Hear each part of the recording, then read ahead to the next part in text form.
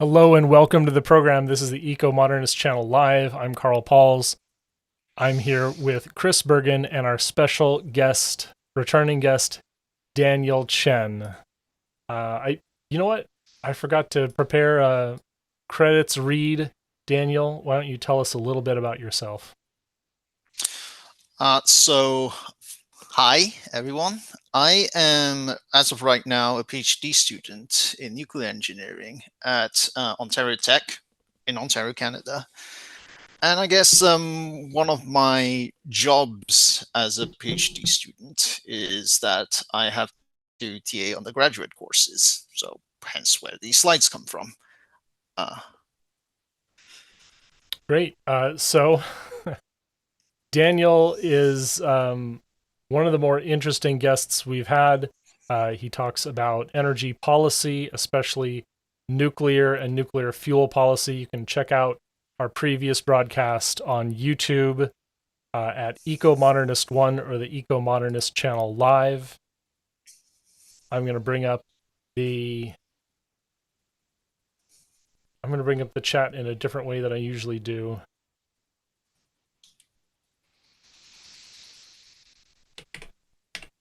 All right. We do have people on the chat. So welcome. Yay! Why don't we get right into it? I put the slides up. So this is your nuclear heresy, Daniel. Tell us a little bit about just what's wrong with the nuclear industry. I mean, there are many things that are wrong with the nuclear with nuclear industry, I suppose. And I guess to segue into the slides, I suppose this set of slides is for a course on nuclear plant design, and so it's a design course for undergraduate students to think about how you design nuclear plants. And it is sort of a course that's sort of somewhat in a somewhat interesting intersection between sort of the technical and the non-technical. And uh, kind of, I guess I kind of hijack my privileges as a TA for that course to talk about a lot of non-technical things that I perhaps shouldn't. And this slide is one of them. This particular class is about critiquing designs. So sort of talking about what is wrong with the designs, how do you make them better? And I sort of decided to tag a bunch of things that I have to critique about much of the industry within these slides. And so on your cue, I guess we can get started. Yeah, let's roll on. This is very interesting stuff. All right. So for all the audiences out there, this is for a course. We are not going to be as interactive as I would like. So I would be, I guess, answering my own questions along, just so you know. So the subject today that we're going to talk about is design critiques and nuclear heresy. And this was slides that I prepared for November last year, which I'm reusing now. So a wise man once said that the purpose of design critique is to help the design team makes the design better. That, or you tell the design team that their concept is absolutely terrible and they shouldn't even go there. Now, there is a joke here that probably isn't going to work here. The very wise man is, of course, the course instructor, Dr. Glenn Harville, and he said it that Wednesday. So the slightly less wise man once said that the latter is heresy and should be identified early in the design process, lest one incurs the wrath of God and waste precious time on worse than useless designs. And again, this is part of a joke that isn't going to work here, so I'm just going to say that the slightly less wise man is me, and I said that just now. And in fact, I actually say that a lot, but this is possibly the first time that you hear me say this. So I perhaps should go back and explain, just like, what is heresy, right? And the thing to know about heresy is that heresy permeates all stages of the design process, right? It could be in specification of requirements. It could be part of the conceptual design. It can even creep into details. Generally speaking, the earlier that it occurs, the worse it becomes. And, all fields of engineering are subject to heresy, but nuclear engineering is especially prone to heresy for reasons that we'll probably discuss throughout this talk. Right. So from the requirement stage, we talk about small modular reactors a lot in nuclear advocacy, right? And what are small modular reactors? And there is a very precise technical definition for small modular reactors. It is one that I do not like particularly, but it is, but it is the one cited by authoritative sources like the IEA shown here, right? And it's very simple. Small modular reactors are advanced nuclear reactors that have a power capacity of 300 megawatts electric per unit.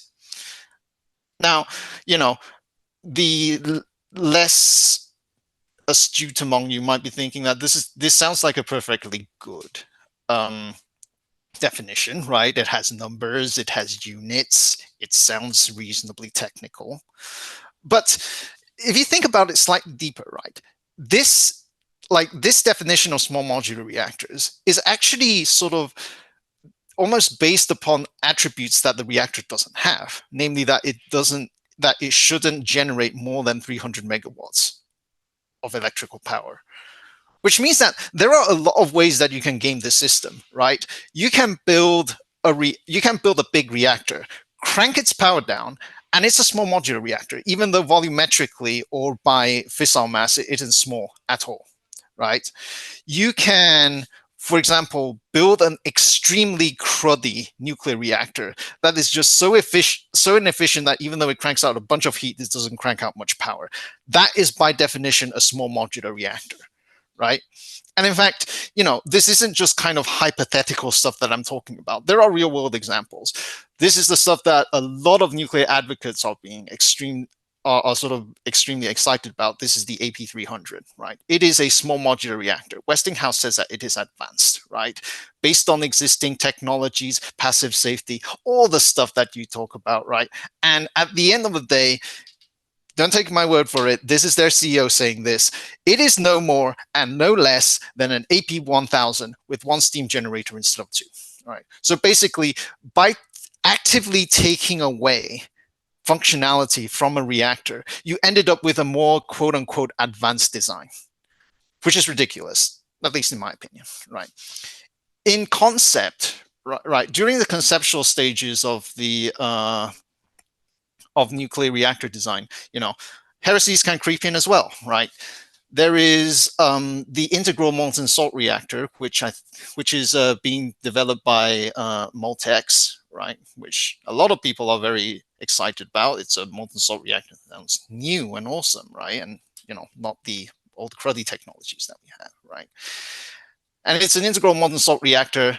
It is advertised as a small modular reactor, and I don't know if any of you can, from this, deduce what I'm about to talk about. And I can tell you that sort of the undergrad students in nuclear engineering are very, very distracted by the diagram on the right.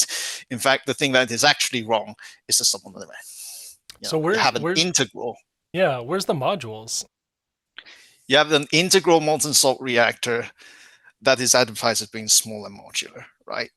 And, as Carl just pointed out, integral and modular kind of mean opposite things, right? And so you can't have a reactor that has these two attributes at the same time, right? This is silliness, this is nonsense, this is heresy, right? In sort of detailed design, right, you have something called a DUPIC. And this is, I think it's rather niche because it involves CANDU reactors, which everybody inside Canada knows reasonably well, and I don't think anybody outside of Canada is particularly familiar with. It stands for Direct Use of PWR Spent Fuel in CANDU, which is a horrible forced acronym in its own right. I'd argue that in and of itself is a heresy, but that's not what we're talking about today, right? So the problem with and there are plenty of things that some people get very excited about this, right? We talk about spent fuel a lot in nuclear advocacy. It is a problem, mostly perceived, but somewhat real, right? That all nuclear reactors produce spent fuel that requires treatment, right? And what better way to treat the spent fuel than by just burning them in another reactor so that it doesn't cause problems again, right? Now, you sort of look at the details of how you're supposed to implement this, right? Here is what a PWR fuel assembly looks like. And sort of this is what the interior of a can-do looks like. So you have these pipes, or what we call pressure tubes, that you're supposed to put the fuel in, right? And from this, is there anything particularly sus that you can see about this sort of whole DUPIC concept? And I'm just going to answer this question for you, right? You have a fuel assembly that looks kind of square. You're supposed to try and put it inside a fuel channel that looks kind of round. So this is literally putting a square peg in a round hole, right? It's not going to work. Now, of course, the DUPIC engineers are going to say, oh, but we aren't just going to shove a PWR fuel assembly into the can-do pressure tube. No, that's silly, right?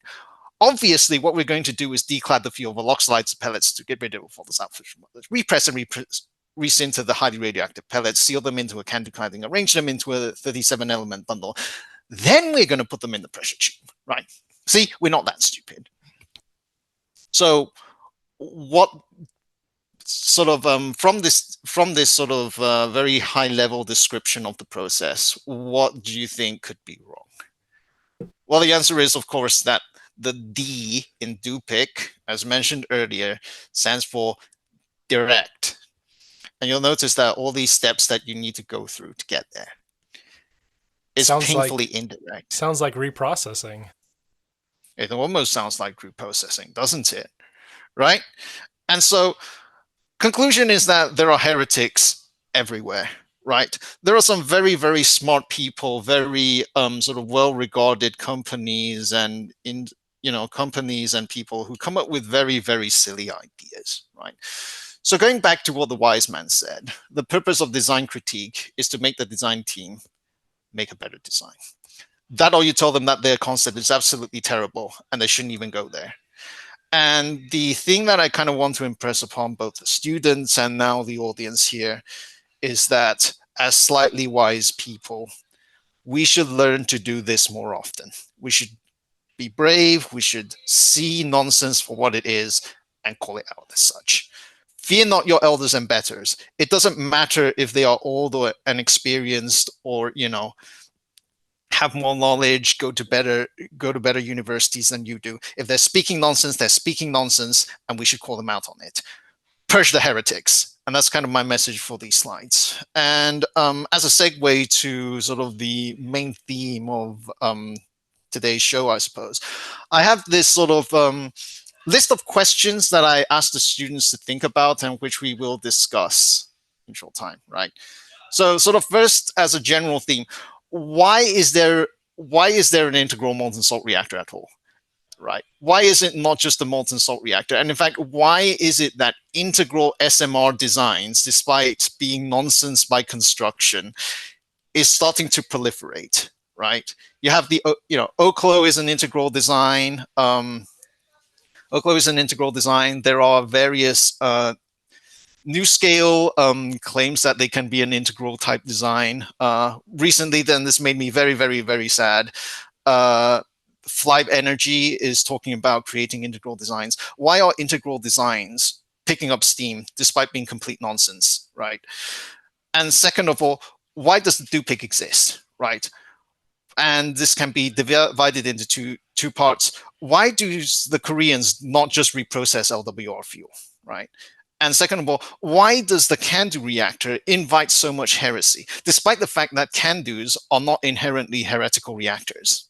And, I will leave this page up until Carl tells me to put it down so I can show myself. And I leave this here so that the audience can simmer for a bit. Yeah, this is an interesting one. And I suppose the only reason to prefer an integral reactor is so that you can control, you can do things that I'm preloading the answer. We know that we want to control how you use this reactor. We want to control where the fuel can come from and can go to. Actually, let's sort of go back a bit, right? So, Okay. um, what is so integral about the integral molten salt reactor? And All like, of the what pieces. is the Yeah. concept of the integral type reactors in general? All the pieces are collected. They're all there. It does you have a piece of hardware and out of it comes power or heat or electricity, one of the two, right?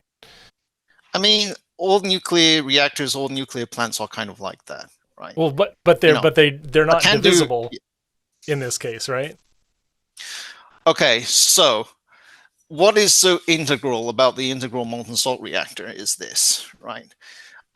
When you have regular reactors, like for example CANDUs or maybe PWRs, for example, right? You install the reactor, then you put the fuel in, right? And then you generate power for, let's say, 18 months, right?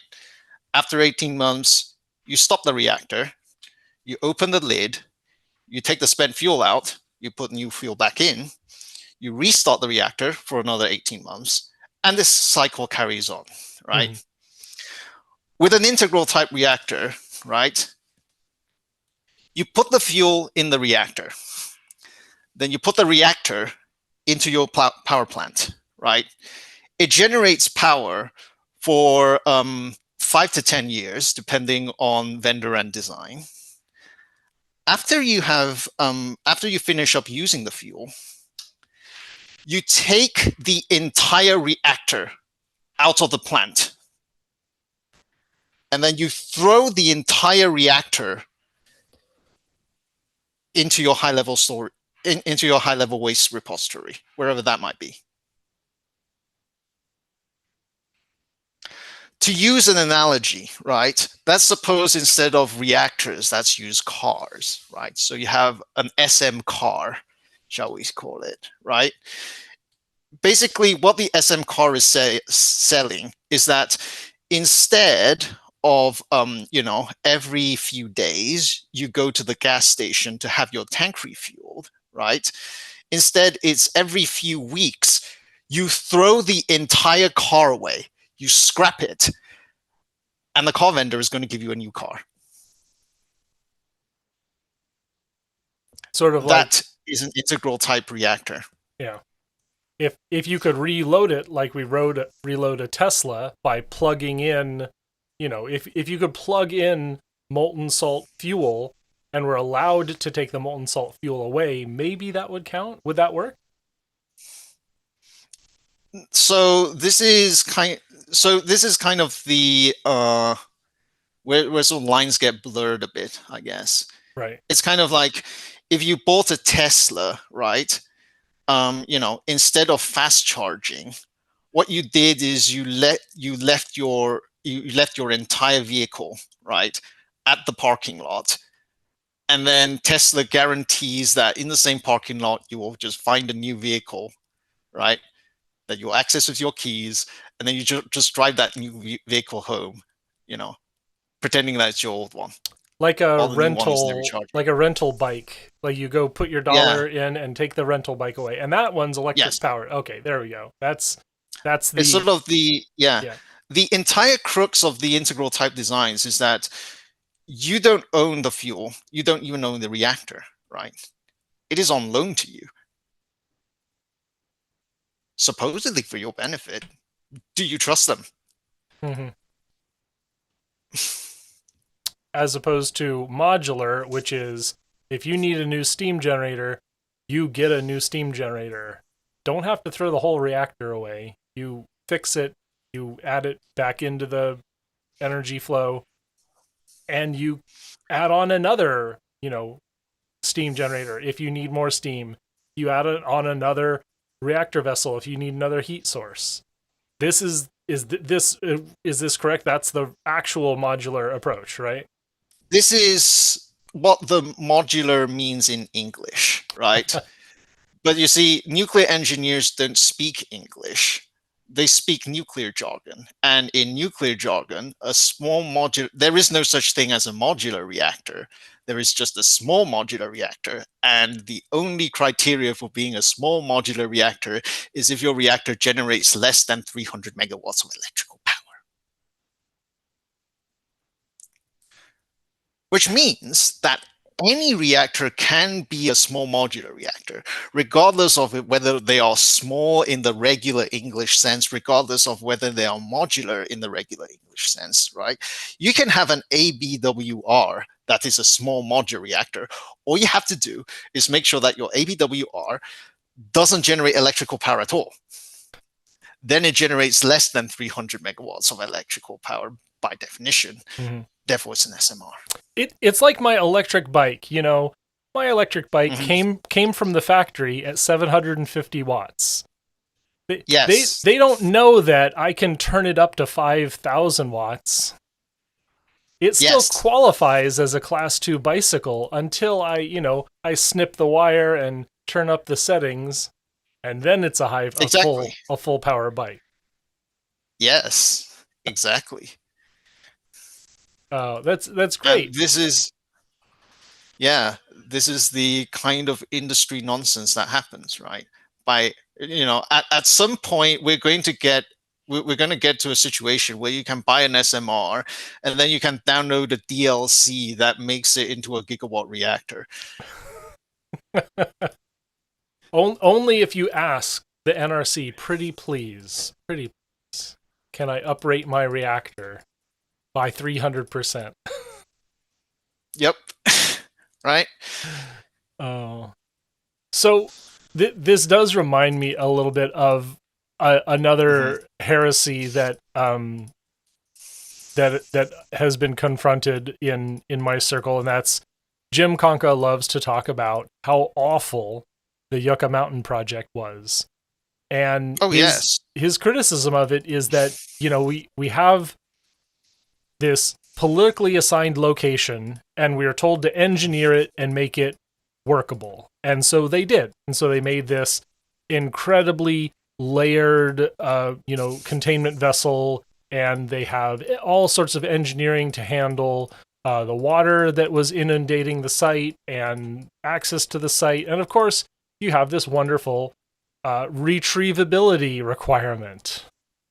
Because, for whatever reason, you need to be able to take that fuel that is now spent and must never be touched by human hands again, and keep it away from humans for all eternity. The permanent solution is a waste repository, but we need to be able to take it back out for some reason. Did James Conca ever explain why?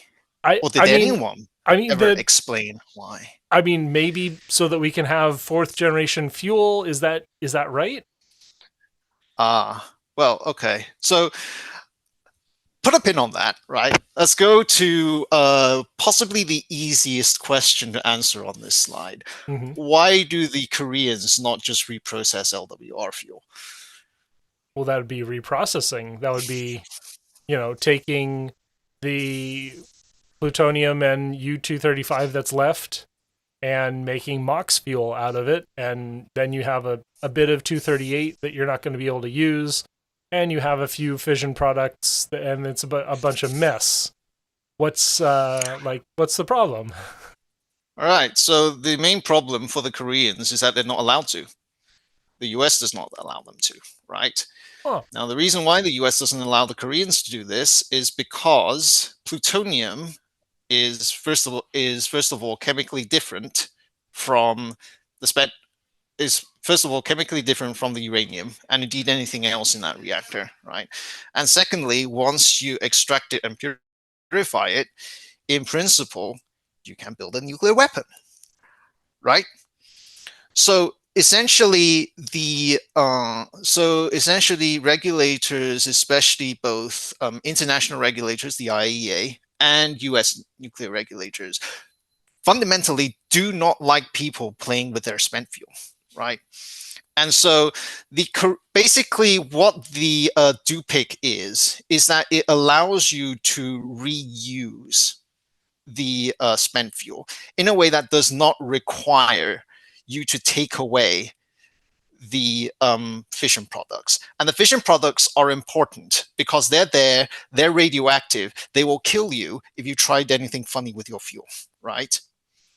But what if I told you that there is a method of removing those fission products that requires no technology whatsoever? You Not you just let not them even an advanced technology, you just just let no them sit technology at sit all. there for a while. I mean, that's the point of these different decay curves, isn't it? That fission Yes, products decay. you put them, you let them sit there, and then the high activity stuff that is going to kill you is going to decay away in a couple of centuries, right? Leaving all the long-lived stuff, which are your actinides, which is the fancy technical way of saying plutonium, right? So what happens to spent fuel if you leave it in a repository for 1,000 years? It's a fission products decay away. Fission products decay away. You're left with a bunch of plutonium. You have just created a plutonium mine, right? Hmm. And it is for most people, me, hopefully you as well. This is incredibly silly, right? This is cursed, being obsessed over cursed mummies levels of silliness, right? Worrying about world-ending weapons buried in ancient tombs thousands of years in the past. But this is the kind of paranoia that pervades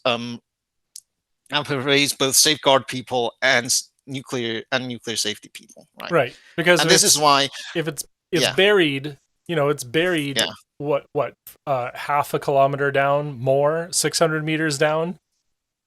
hmm And I have to ask, okay, if this is such a dangerous, deadly place, um, what how do you guarantee the safety of anyone digging down 600 meters? Don't we have? I remember the 90s and early 2000s where we had the miners in South America dying hmm because we didn't have the right infrastructure to do mining. In the modern era, people die from digging too deep. yes, right. But Yeah. the you know, but the nuclear safety people, they're not actually interested in your safety, despite what their name suggests. They're more interested in whether or not you have access to a plutonium mine that you can use to make nuclear weapons. That's another bit of safety. Nuclear safety is not about your health and safety. It was never about safety, right? One of the things that I keep saying is that, nuclear power plants are inherently dangerous places, right? Simply by virtue of being the fact that they are an industrial site, and industrial sites are inherently dangerous, Mm-hmm. right?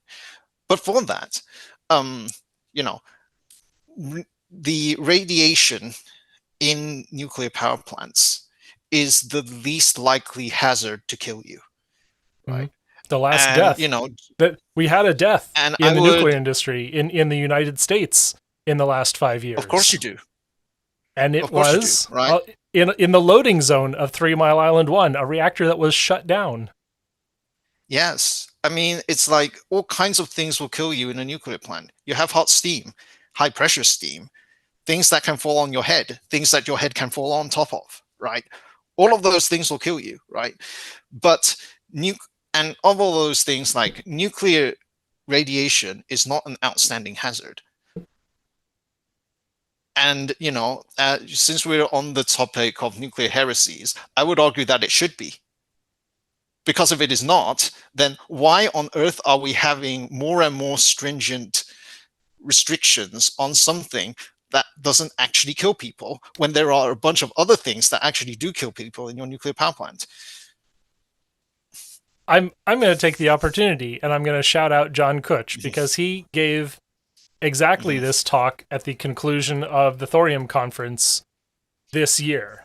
But maybe we have to take it further because, even if the nuclear part is inherently safe. And John basically says this. He says, well, that we can't have inherent safety if safety is our first priority. That means that Of course. that our product is not inherently safe if it has to be safety first. And so John had made a T-shirt that says, performance, cost, then safety. And I don't see any industrial, plant being inherently safe as long as there are people involved.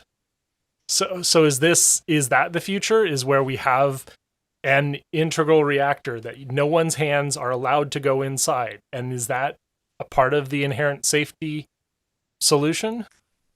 I would argue no. Okay. Right. Okay, so first of all, one of the things that infernally pisses me off about the nuclear industry, right? And like there are even like diehard nuclear activists, right? Pro-nuclear people who would repeat this mantra, right? Is that all nuclear accidents are a result of human error, right? And, what do you think is wrong with that sentence? Well, that you need to eliminate human error to eliminate accidents. The problem with that is that nuclear plants are not creations of God. Okay? They don't spring ready formed out of the ground. They are designed and built by human beings. They are run by human beings for the benefit of human beings. Ergo, by definition, anything that goes wrong in a nuclear power plant is a result of human error. And the only way that you can eliminate human error is to eliminate the plant, right? And unfortunately, that is the dominating philosophy of nuclear regulations, right? The safest plant, the one that can have no accidents whatsoever, is the plant that does not exist. Yeah. That is the implication of a lot of the regulation philosophy, right? Yeah. And it is one that the industry parrots, a lot of the advocacy parrots, even the ones that believe that this should be changed. Yeah. Yeah, and the change, of course, if anyone out there is keeping up with it, is the move towards probabilistic safety and not probabilistic safety, but probabilistic risk. So yeah, and I hate that as well. You hate that? Okay, so we have this batch of what's his name?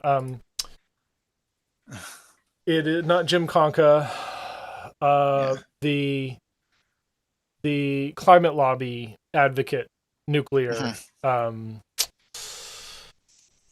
Chris, do you remember? It's falling out of my head right now. Talking about Jim or Izuru? Jim, climate lobby. What's his last name? Jim Hoff. Jim Hoff. Yes, Jim Hoff loves to talk about probabilistic risk assessment in terms of commodity parts.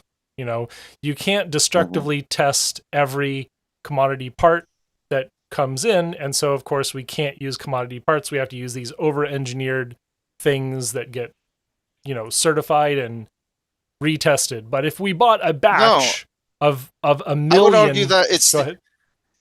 I would argue that it's the opposite, right? Mm-hmm. So we might as well just get into my anti PSA rant, I suppose. All right. So first of all, sort of the goals of probabilistic safety analysis, right, is to say that, okay, nuclear plants do not need to be absolutely safe. They just need to be safe within reason. And the industry standard is that the safe within reason is less than one major nuclear accident every 10,000, every 100,000 rather reactor years, right? 10 to the power of -5 accidents per reactor year.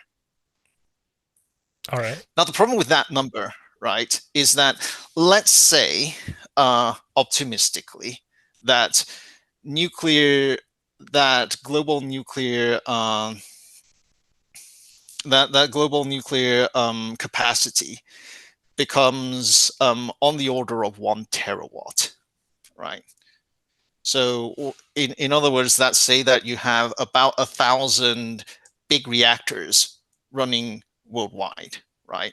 Mm-hmm. That means that there is one serious nuclear accident that is supposed to happen every 100 years, right? Right now, we have about 1/3 of that. So we have about 300-ish gigawatts of nuclear capacity around the world, right? And they have not been running for 100 years. Nuclear energy, such that we understand it, has only existed for about 50 years. We've had 3 major accidents already, right? And so the public sees this number. The public sees the actual results and they're saying, you nuclear engineers have absolutely no idea what the hell you're doing, right? Because you promised this one thing and you gave us the other, right? And the nuclear industry's response is, oh, so you're not happy with the 10 to the power of -5, then we can make it 10 to the power of -6 if you want, right? And that's ridiculous. That means that the very, very next time, like these numbers are, first of all, unverifiable. And secondly, once you actually do verify them because a nuclear accident has happened, you've already broken your promises. Mm-hmm. So like this is untenable. This is nuclear engineers basically trying to be clever, right? By having having a compromise that isn't actually a compromise. It just makes things more difficult and worse for everyone else, right? And to sort of go back to what James Hoff is saying, right? I would argue that sort of having nuclear grade parts make things much less safe in this regard, much less safe and much less uncertain. Because, for example, the crux of how PSA works is that you have your plant blueprints, you have a bunch of plant parts that go inside your nuclear plant, right? And in principle, if you knew the probabilities of failure of every single one of those individual parts, right, then you can do a lot of fancy mathematics to work out what is the failure probability of the plant as a whole, right? Now, the problem is with the first part. How do you know what is the probability of any of your individual parts failing? Mm-hmm. You have to have a huge batch, and you destructively randomly test them until you think you mathematically know when those parts will fail. So in practice, how does that work, right? The answer is simple. You go to the vendors and you ask them, hey, I bought this model of pump, right? What is the failure probability? And the vendor is going to tell you, I don't know, but 1 in 1,000 years, maybe, right? And if the vendors were doing due diligence, how they arrived at that maybe 1 in 1,000 years is that they have a bunch of customers, they give out surveys, right, for these parts, or maybe they maintain the part, they have warranties on the parts and they maintain it themselves or something along those lines, right? And they do statistics based on customer experience, right? Of course, if you're unlucky, then the maybe 1 in 1,000 years is just them making up stuff on the fly, and there is nothing you can do about that because the statistics don't exist. I'm gonna wonder. Now, if I'm gonna wonder now, what was. if, Sorry. What was the point of the South Korean certificate scandal? I'm just to throw that out there. Right. So, right, if, and this problem actively gets worse if you have nuclear grade parts, because nobody is going to buy those nuclear grade parts except for the nuclear industry, and there isn't 1 million reactors, right? We have about 400 or so across the world. And so you are doing statistics with a very, very low sample rate. And everybody should know about statistics done with very, very low sample rates. They're not reliable, right? And so, PSAs, it makes things more difficult for engineers rather than easier. Nuclear grade parts, it makes things much harder for nuclear engineers rather than easier. It actively makes the plants less safe for all the trouble that you go through. and it's ridiculous. Hmm. Right.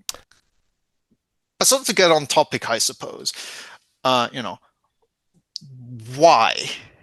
Why is it that the industry does all these counter-logical things, all these what I call heresies, right?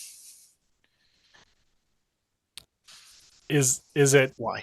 I mean, it has something to do with the regulatory body, the flow down of regulations, or is it endemic? What's the source of this? I would posit, and this is something that is going to get me a lot of flack, but I would posit that the reason for nearly all nuclear heresies, even including the conspicuous ones like, Alara, LNT, radiophobia in general, right? All of this stems from non-proliferation policy. Hmm. And therefore, non-proliferation as a concept should just be scrapped, or else there is no future in civilian nuclear. You've gone full Galen Windsor. That's what I'm hearing. Oh yeah, I probably have, but I don't care anymore. It's like For those outside mean- of the joke bubble, Galen Windsor went on a tour Mhm. in I think the 60s or 70s, where In he the would 80s. and 80s. Okay, he would eat No, uranium. only the 80s. Only the 80s. Mhm. Okay, he would eat uranium, and he was complaining Mhm. about the way that you're supposed to properly dispose of this when it can't even hurt you when you eat it. And so the don't lick the uranium. That's the first rule. But he did, and he showed us that, well, okay, the stringent regulations are not serving safety. They're not serving personal safety because they're so far beyond what they need to be. And his hypothesis was that, well, the concern over non-proliferation, or the concern over nuclear weapons, was a little, or at least radiation was a little more than it needed to be. So it sounds like you're right there with him. I am there with him. Wow. Right? Because, if nuclear energy is so great, right? If as certain elements within nuclear advocacy likes to say correctly, right, that it's actually very, very difficult for nuclear accidents to occur, and when they do occur, it is also extremely improbable that they result in mass civilian casualties, then why is it that every country that has nuclear energy requires a special office to regulate nuclear safety? Why, in fact, is there a specific UN body who does absolutely nothing else except breathe down your neck and make sure that you're doing this supposedly very safe technology, quote unquote, safely?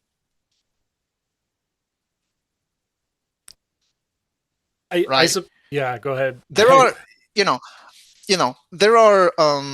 go back to the everybody craps on the NRC, right? Everybody talks about reforms that would make the NRC better. I would just say scrap it. The NRC does not need to exist. There is literally a thing within the Environmental Protection Agency called the Office of Air and Radiation, right? They have all the capabilities of making sure that your nuclear plant does not disperse radionuclides in a dangerous way. They can make sure that the air stays clean around a nuclear plant. They are the office that you go to if you want to complain about the fact that, our current regulations don't factor in the risks of increased coal consumption when ordering nuclear plants to shut down, right? You have an integrated office where both air and radiation is literally in the name, and they need to take care of both of these things. They should naturally think about the balance of these things. But no, there is a specific thing called the Nuclear Regulatory Commission, right, who only regulate nuclear, right? And so it's not in their mission to talk about, coal consumption. That's not nuclear. Why should they? why should they care about it, right? And you can argue that this is a very obstructive way of regulating nuclear, and I would agree with you. In which case, just get rid of that office, right? Have the Office of Air and Radiation take over the job that the Nuclear Regulatory Commission had. They have all the capabilities. Why not? Why does the NRC exist? The NRC existing itself is a pretty big heresy, right? And it's not just a heresy within the United States either. You go to any industry talk about exporting nuclear reactors. One of the benefits, the very plainly stated benefits of increasing U.S.-made nuclear exports, right, is so that the U.S. can export its regulatory regime to embarking countries, right? Why does the US want to export a model of regulation that is a failure within the US?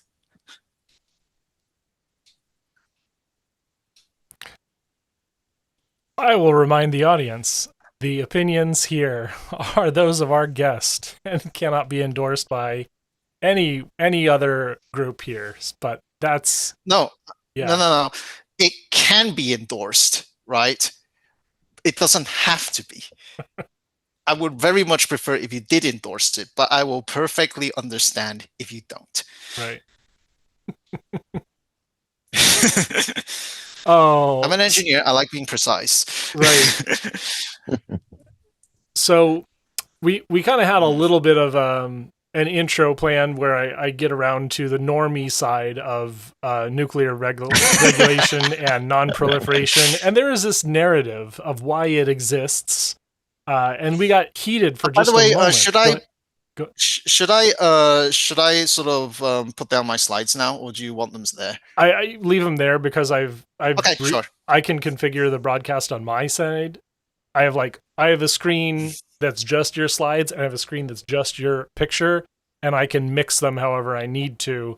And when you change it, it's like you touched my cheese, okay. And so I can deal with it. It'll just take me a minute. So okay, that's not a problem. Awesome. Not touching the cheese. Basically, there is this narrative that a lot of normies can get when it comes to nuclear regulation and non-proliferation regulation. And that starts with, once upon a time, we had Atoms for Peace, and we had this plan. We were going to spread nuclear energy so that everyone's healthy and happy and we don't have wars because everyone's happy. And then, of course, we give this technology to India, and then India develops weapons. They break this promise that they're not supposed to develop weapons. And that was your cue. Go ahead. All right. Well, I mean, to quote Luke Skywalker, it's amazing that everything you said about that was wrong. So, incidentally, I kind of like that version of Luke Skywalker, even though I know that Mark Hamill himself didn't. But oh well. So let's start from the beginning, right? You said once upon a time there was Atoms for Peace. No, there wasn't. Right? Once upon a time, US nuclear policy was that anything nuclear was military science, right? And therefore, the Atomic Energy Act of the Atomic Energy Act of 1949, I believe it was, right, was basically that everything nuclear is military. None of it is to be shared. There is no atoms for peace, right? This is military technology that the US needs to maintain its monopoly upon, right? And then the Soviet Union's built a nuke. And then the British started complaining that they don't have nukes, right? And the thing about that is that the US is not in a position to put the UK down on this, because a lot of UK scientists worked on the Manhattan Project, right?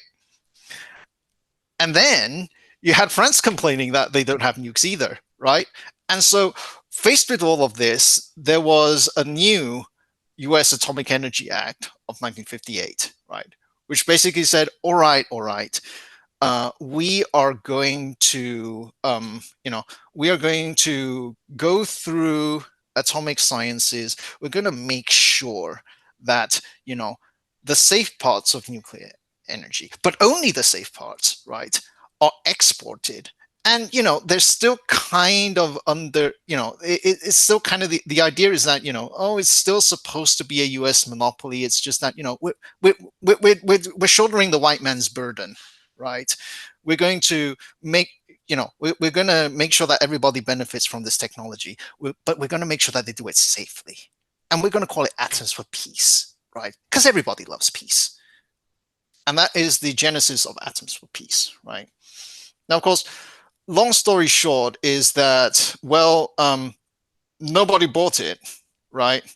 Not the, certainly not the Soviet bloc, but not even really US allies either, right? One of the interesting stories was that throughout this period was that, France was complaining about not having nuclear weapons, right? I can't remember if it was if it was President Truman or President. I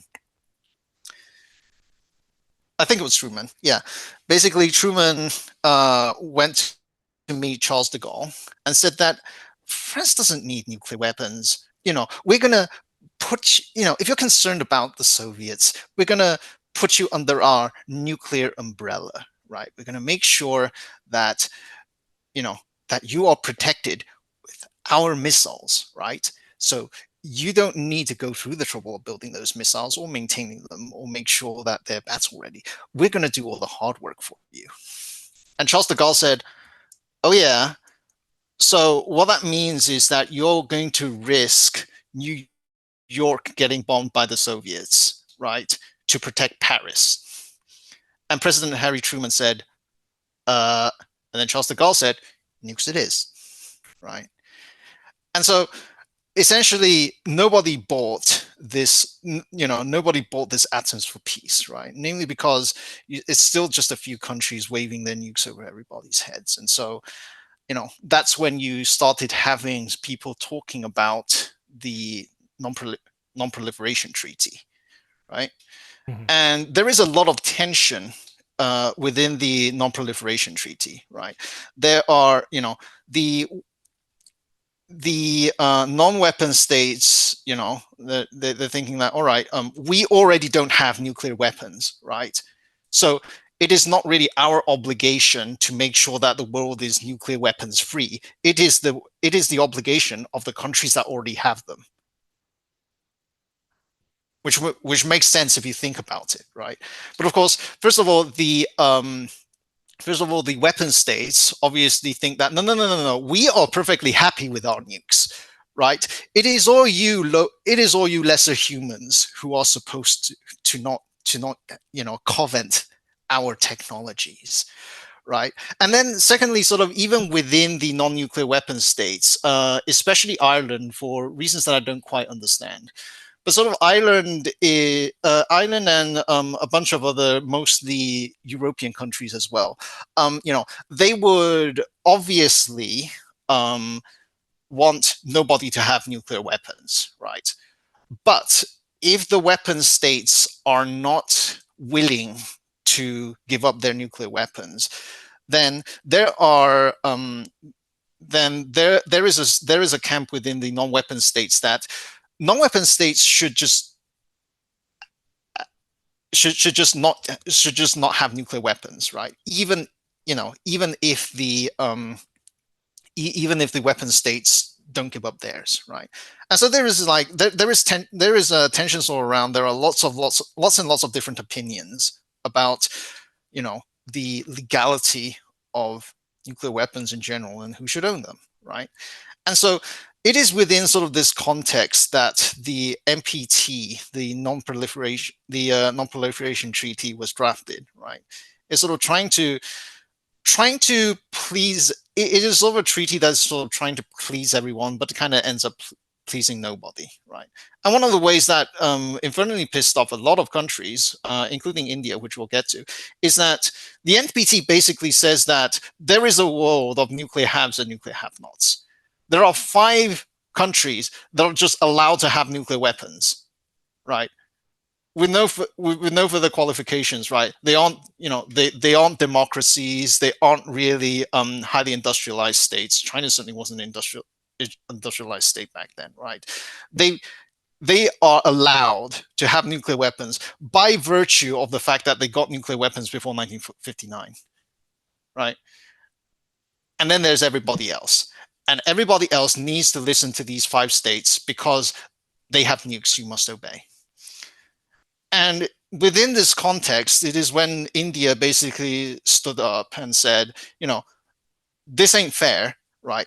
We support having a nuclear weapons-free world, but it wouldn't do. It isn't fair. It isn't convincing to have a world divided into nuclear haves and nuclear have-nots. And so India didn't sign the NPT, right? And to sort of counter your second argument, you said that you said India broke promises. No, India broke nothing. India promised nothing, and therefore they broke no promises, right? India was against the NPT from the start. In 1974, after facing a bunch of sanctions from the US, they basically said, right, if you are afraid that we are going to use nuclear technologies for non-peaceful purposes, right, we might as well just do that, right? Because no matter how much goodwill we showed, right, no matter how much we are trying to convince you that we want atomic energy without atomic weapons, you're going to treat us as a third-rate pariah state, in which case we might as well go for the nukes. And so India did. And long story short, everything worked out for them, right? Suddenly the US decided to welcome them into what's known as the Nuclear Suppliers Group with open arms, right? And in fact, the only reason why India is not allowed to participate, is not in the Nuclear Suppliers Group, and isn't strictly speaking allowed to engage in global nuclear commerce, is because of objections from China, right? And so, in a weird roundabout way, by breaking promises, the way that you put it, right, India very much pointed out the fundamental hypocrisy of the current non-proliferation regime, which is that fundamentally it is a regime that punishes the rule followers and rewards the rule breakers.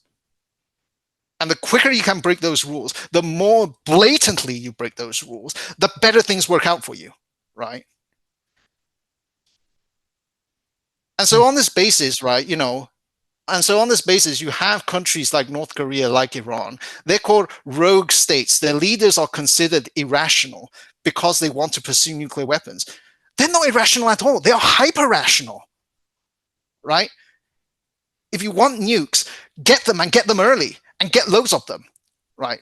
Because fundamentally, at the end of the day, the leaders of the so-called free world, the so-called rule-based international order, they understand only the language of power. They don't follow their own rules. It's rules for thee and not for me.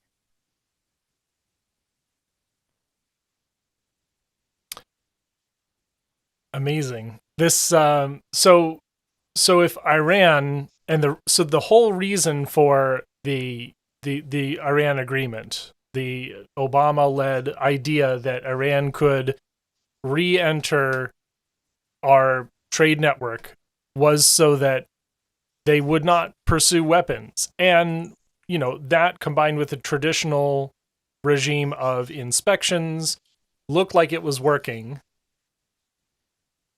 And, as a consequence of our political changes, we did what we did in the past to India.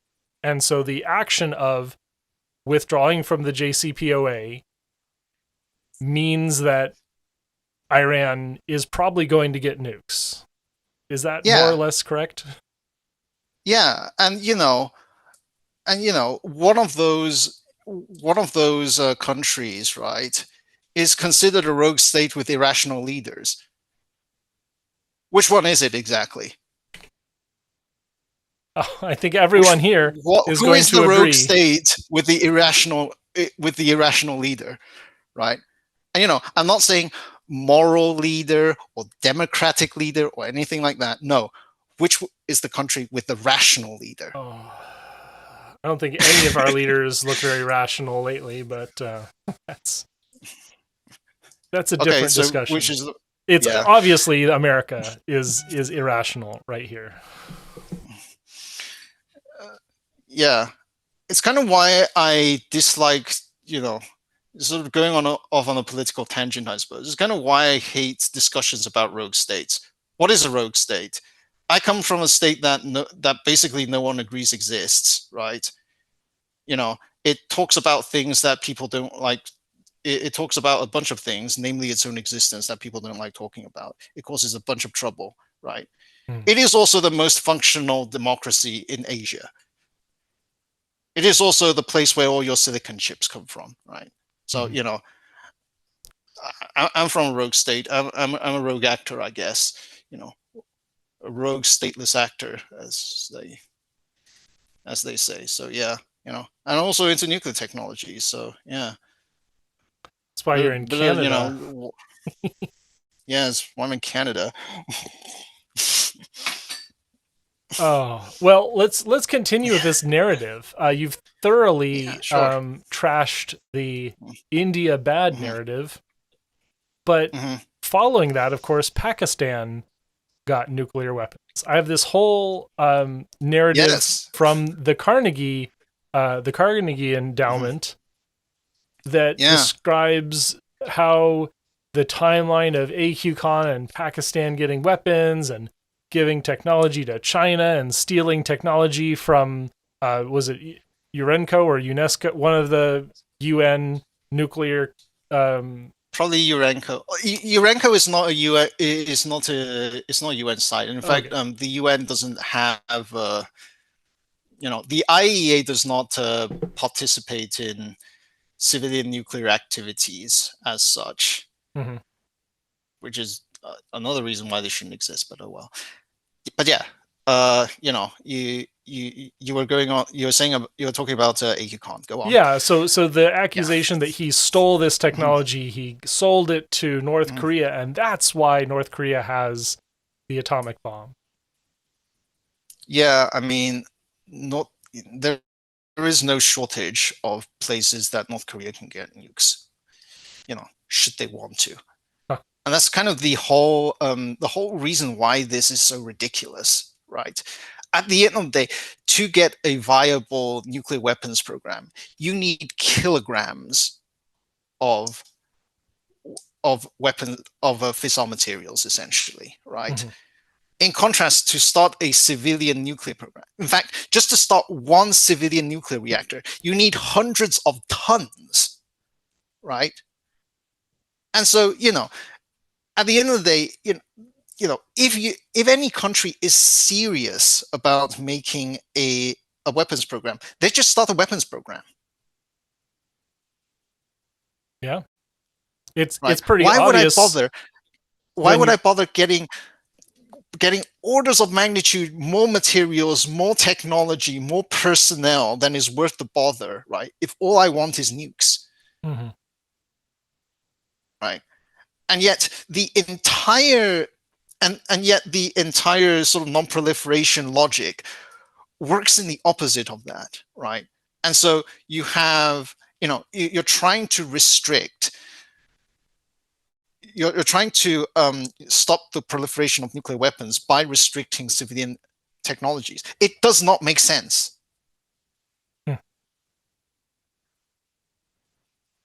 Right? And, to go back to your point about AQ Khan, right? Well, first of all, Pakistan got nuclear weapons. The US was surprisingly lenient about the fact that Pakistan got nuclear weapons, right? Certainly far more lenient than they were with India. And you want to know why? Why is that? Okay, so at the time, the CIA is funding the Pakistani government to train the Mujahideen against the Soviets, right? Oh, there it is. And you know where, and you know what, and we all know what happened to the Mujahideen, I guess. They became our best friends forever, didn't they? they became your best friends forever. Like you set SEAL Team 6 to say hello Yes. to them at one Yes. point. And for anyone not in the Yeah. know, this is the precursor to Taliban, to Osama bin Laden. This is not our best friend, to decode the sarcasm right there. Oh. Yeah. So it's like, and the nuclear, the industry and advocacy, somewhat understandably, I think, likes to imagine that there is that nuclear development is based on very idealistic goals, right? To end energy poverty, to you know to stave off climate change, right? And the fact of it is that it isn't. From the very start, it was geopolitics. It was geopolitics all the way down, right? It was geopolitics that we even have civilian nuclear at all, right? As I kind of mentioned, directly after World War II, U.S. policy was that anything nuclear is military science that the U.S. needs to keep a monopoly on. The only reason why there is civilian nuclear is A, the Soviets got the bomb, and so this is starting to look less tenable, and B, because the Brits complained.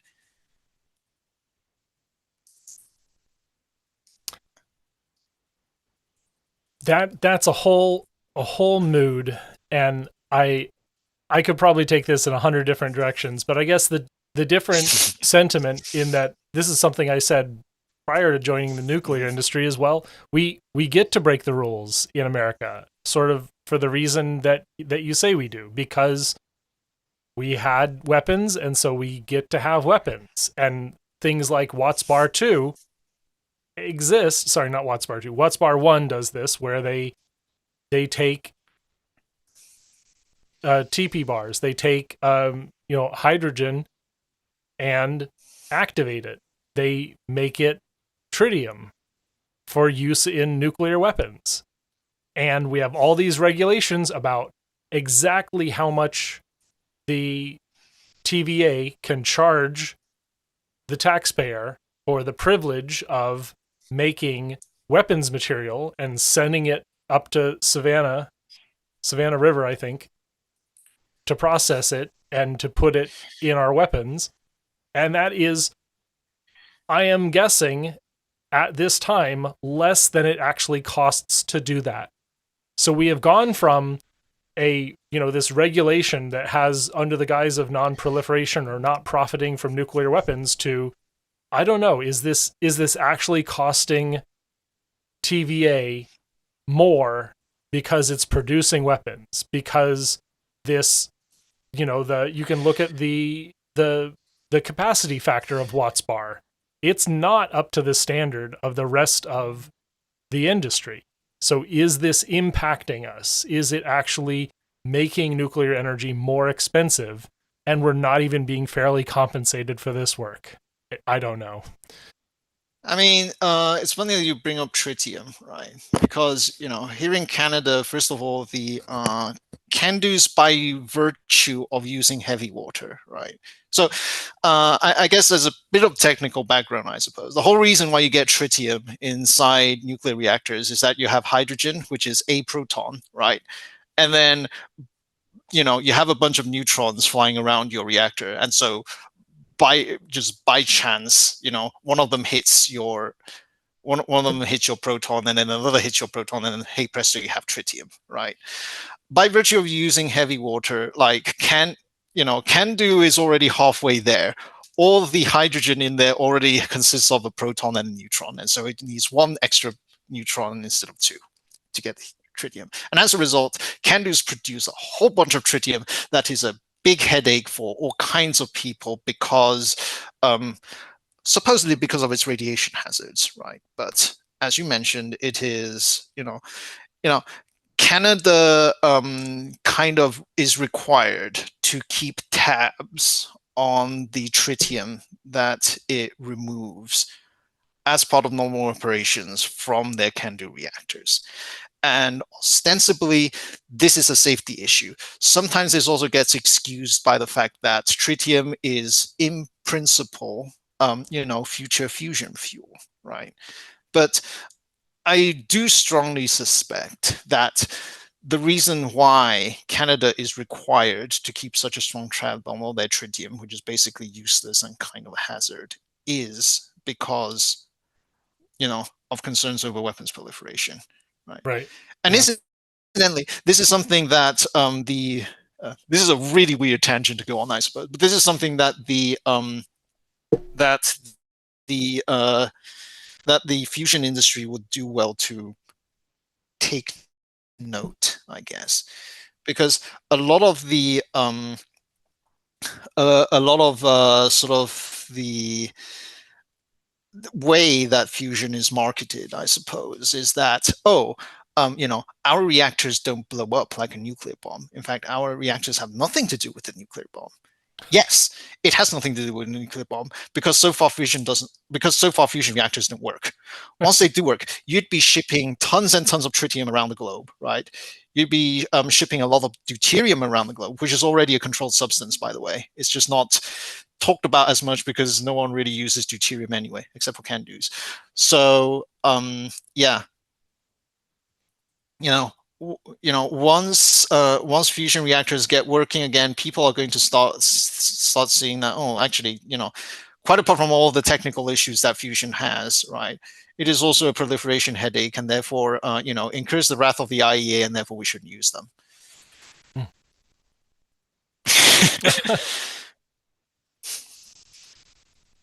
I mean, we've already kind of seen it with the with fission energy, right?